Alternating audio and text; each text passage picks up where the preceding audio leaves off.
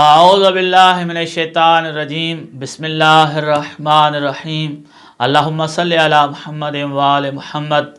درود و سلام ہو محمد و آل محمد کی ذوات قدسیہ پر، اور آپ جہاں بھی تشریف رکھتے ہیں مومنین سلامت اور محفوظ رہیں۔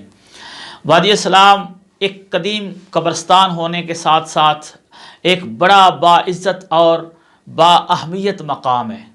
بہت کم لوگ اس کو اس طرح جانتے ہیں جس طرح احادیث میں اس کی عزت اور اہمیت کو بیان کیا گیا ہے۔ لوگ یہی سمجھتے ہیں ایک پرانا قبرستان ہے اور اس میں مومنین دفن ہو، بس یہ قبرستان ہے، ایک اور اس سے زیادہ نہیں۔ 70,000 انبیاء اس قبرستان میں دفن ہیں۔ ہر نبی کی روح اس قبرستان میں آتی ہے اور مومنین سے زیارت کرتی ہے اور باتیں کرتے ہیں، اور مومنین کے ساتھ محافل ہوتی ہیں اس قبرستان میں، اور یہ ہر ایک کو نظر نہیں آتا۔ امیر المومنین علیہ الصلوۃ والسلام حبہ ارنی کے ساتھ تشریف لائے۔ میں نے گزارش کی تھی سابقہ ویڈیو میں بھی کہ بہت سارے ایسے واقعات آپ کو ملیں گے جس میں امیر المومنین اس قبرستان میں تشریف لاتے تھے، جب بھی موقع ملتا تھا تشریف لاتے، جتنے سنگین حالات تھے اس کے باوجود آتے اور بہت سارا ٹائم جو ہے نا گزارتے۔ اور حبہ ارنی تو کہتا ہے کہ میں اتنی دیر کھڑا رہا کہ میں تھک گیا، پھر میں نے بیٹھ گیا، بیٹھنے کے بعد پھر میں کھڑا ہو گیا، دیکھا امیر المومنین میرے اس سارے عمل کے دوران ابھی تک کھڑے ہیں، اور ایسے محسوس ہو رہا ہے وَهُوَ يُخَاطِبُهُمْ، قبر والوں کے ساتھ خطاب فرما رہے ہیں، جو قبروں میں مومنین ارواح ہیں ان کے ساتھ باتیں کر رہے ہیں۔ میں قریب گیا، کہتا ہے صحابی ارنی، تو کہتے ہیں کہ میں قریب جا کر امیر المومنین سے کہا کہ مولا اتنی دیر ہو گئی ہے، مجھے خود فیل ہو رہا ہے کہ آپ تھک گئے ہیں اور اتنی دیر سے آپ کلام کر رہے ہیں، کیا یہ ارواح آپ سے باتیں کر رہی ہیں؟ امیر المومنین علیہ الصلوۃ والسلام نے فرمایا جو میں دیکھ رہا ہوں ارنی کبھی وہ تو بھی دیکھ سکے۔ انوار کے ممبر پر قومن یجلسون علی منابر نور، نوری ممبروں پر بیٹھے ہوئے، یا تظاہرون، مومنین ایک دوسرے کی زیارت کر رہے ہیں، اپنے جس قبر میں دفن کیا ہے وہاں سے اٹھ کے آتے ہیں، دوسرا مومن بھائی جہاں ہے وہ، اور جہاں جہاں سے ارواح آتی ہیں ایک دوسرے کو مل رہی ہیں، باتیں کر رہی ہیں، وَيَتَحَدَّثُونَ، اور مجالس برپا ہیں۔ ایسا قبرستان ہے، اور امیر المومنین علیہ الصلوۃ والسلام جیسی عظیم ذات، اور مولا علیہ کے یہ جملے تھے کہ ما احسن منظروں کے، کتنا خوبصورت اے وادی اسلام تیرا منظر ہے۔ جناب امیر علیہ الصلوۃ والسلام فرما رہے ہیں ما احسن منظروں کے، کتنا خوبصورت تیرا منظر ہے، ما اطیب قعروں کے، لوگوں کی نظر میں یہ قبرستان ہوگا، یہ کھودے ہوئے گڑھے ہوں گے، ما اطیب قعروں کے، کتنے طیب اور پاک و پاکیزہ یہ گڑھے ہیں جن میں پاک و پاکیزہ ارواح امیر المومنین کے شیعہ محمد و آل محمد کے ماننے والے محبین کی ارواح جن میں مقیم ہے۔ اتنے با عزت اور باعظمت یہ گڑھے ہیں۔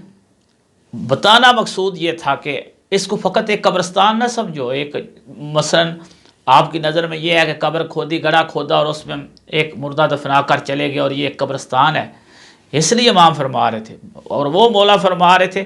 اور اس کے بعد خود دعا مانگی۔ میں نے یہ کہا تھا کہ دعا مانگنے کا طریقہ اور اپنی قبر بھی کیسے معین کریں۔ زائرین جب بھی آئیں تو جتنی جگہ میسر ہو، پہلے مثلا وہ کسی نے نئی نشاندہی کی ہوئی تو آپ اس پہ لیٹ جائیں، اور لیٹنے کے بعد مستلقیاً علیہ اس پر لیٹ جائیں، اور پھر یہ دعا پڑھیں اللہم اجعل قبری فیہا، پالنے والے میری قبر یہیں پہ قرار دینا، یہ دعا پڑھیں۔ اور یہ فقط آپ کے لیے نہیں ہے، جناب امیر المومنین علیہ الصلوۃ والسلام یہ دعا پڑھا کرتے تھے۔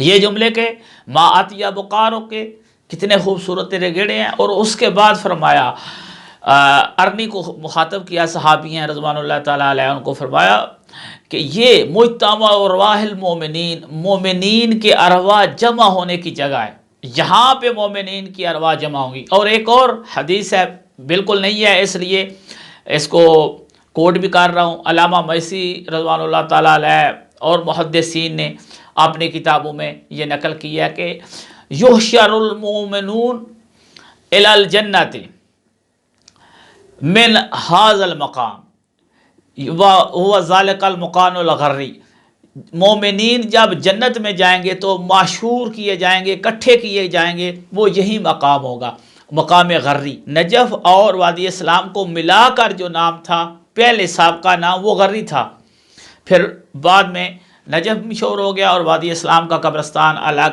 اور ساتھ ملے ہوئے ہیں، تو قبرستان کا الگ نام وادی اسلام ہو گیا اور نجف۔ لیکن بہت سارے پرانے لوگ تھے، وہ یہ دو نام الگ الگ نہیں جانتے۔ کوفہ کو جانتے تھے، کوفہ کو بھی کوفان کہتے تھے، کوفہ کو جانتے تھے، لیکن یہ جو علاقہ تھا آگے نجف اور وادی اسلام والا، اس کو غری کہتے تھے۔ تو یہ غری جو مقام ہے، یہاں سے مومنین محشور ہوں گے، سارے کے سارے مومنین۔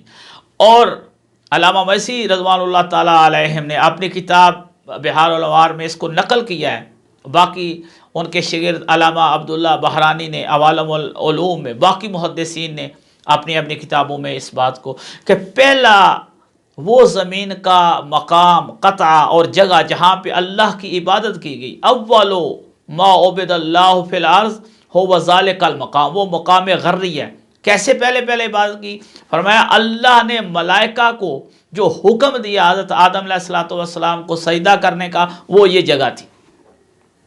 اس جگہ پہ سب سے پہلے ملائکہ نے سجدہ کیا، وہ جگہ جہاں پہ امیر المومنین نے دفن ہونا تھا، سب سے پہلے اس جگہ پہ ملائکہ سے سجدہ کرایا، اور سجدہ کرانے کے بعد بتایا کہ کتنی باعزت اور بعظمت یہ جگہ ہے۔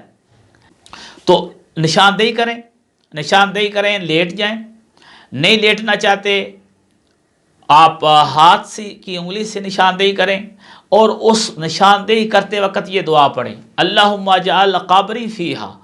اور اس کے بعد امام صادق علیہ السلام فرماتے ہیں ما من مومن مات فی شرق الارض او غربہا یحشر اللہ روحہ الی ذالک المقام۔